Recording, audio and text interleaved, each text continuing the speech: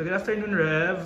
Good afternoon. Good afternoon. So ang atong question ra this month, dali ra kaayo kay na ba kay difficult situation ka naglisod ka ba na sitwasyon sa imong trabaho recently or kanang imong ministry and giun sa nimo apply kanang do no harm sa atong seminar last October. Okay. Sige, recently, Mm-mm. I was asked by the management committee and ang kuan gyud ang councils of deans and academic council to make a proposal on gender development program of our school. Of course, Pilgrim Christian College is a church institution of the United Church of Christ in the Philippines. Okay. And so, we have to observe kung unsa ang mga advocacy sa church that would be also implemented sa school as a church institution. And so, as the coordinator of the Gender and Development Program, I presented proposed policies. It's because after the pandemic, the pre-pandemic was completely different experience with the after-pandemic situation. And after the pandemic, so nibalik na ta sa face-to-face and it's another setting in terms of how the student respond to the situation. So, and the handbook of the school was not na-revise yet. Wala pa siya na-revise. So, and daghan kay dito mga provisions sa handbook na dili na applicable sa panahon karon. And one of that is katong cut sa hair, Haircut, wearing makeups and uniforms. Right. So I made a supplemental policy based on the gender and development policies. And when I presented it to the academic council, all the key points of my presentation about gender and development program, nalipay kay sila, agreeable kay sila, they clap their hands to it. And then when I started to present the policies, so katong policies na kay ang usa dito sa mga key points nga na discrimination, everyone must be accepted, ganon. And then when I started and respected their expressions, no, as especially sa mga LGBT. And then when I started to present the policy, diha na dahil nakita ang mga biases and mga stereotypings. Kay when I first, point number 1, policy number 1, for the high school, ipag-wear din sila sa prescribed uniform. But for the senior high school and college,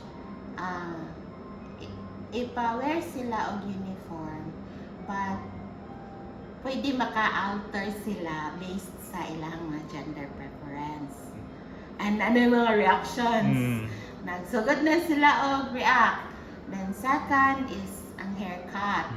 Because I propose na for the junior high school and grade school, pwede na gid siya kanang i-implement to for since formative years of discipline. So pwede na gid siya nga i-implement nato ang haircut policy. But not for the senior high school and for the college. They should be given freedom. And ang reaction mas intense na. Nga naman, pastor. And wearing of makeups. So, ang ako din, mantaingon ko kaganina nga, wala ko nag-practice og dunuhar, i-judge na ako sila nga. Hoy, kung ano mo, kanang ninggawas ra gid ang inyong biases o ang inyong stereotyping. Ako sa that, I told them in a manner nga mura ko ga joke ba. Ang ko diba, ganina agree gid mo sa akong mga key points nga gi-present, but right now mo manifest gid ang inyong mga biases. Actually, that was a hard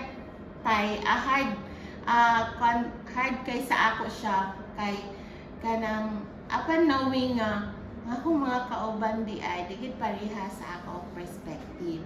So ni-end up ra gid ko kay instead of judging them nga ay grabe gid inyong mga bias and all, ning paano gid ko ni-end up ra gid ko nga napita sa process sa ato siyang tun-an dayon ato pong i-learn no sa atong self nga whether we like it or not, mao na gid ni ang society nato karon. This is where we are in, and this is where our ministry starts. Pag-anak ba? So, kanang ato lang gid siguro sugdan nga i-open nato ang atong mga minds and hearts in order for us kay ako personally right now based akong judgment, you are not really into it. That's my judgment. Nga dili pa gid ninyo madawat. Bisan pag unsaon ninyo gingon, pastor, ato na silang respect, ato na silang dawaton. We are a welcoming community. Yeah. We are an embracing community. But these policies that I have presented to you, ning pakita gid mo kung unsa gid ang inyong stand sa kinabuhi. So, I think that do no harm tool that I was using at that time, nilagay ko nga we need to reflect. Mahumanta ni kay I was the last presenter man. So, manguli ta and then mag-reflect ta, then let's pray nga ma-open ta, because whether we like it or not, mao na gid ni ang direction sa atong ministry sa church and as a school institution. I think ana ra jud siya, Ro. Ana ra jud. So yun nga essentially you tried listening but also to them, to their perspectives, but at the same time you also put your foot down in then gihatagan na ginako sila og challenge. Okay. Challenge na? I-challenge agad na ako sila nga sila po mismo ba mo to reflect their own biases. Their own Okay, biases. I see. So you gave it as a challenge to them. Okay. Sige. Okay na.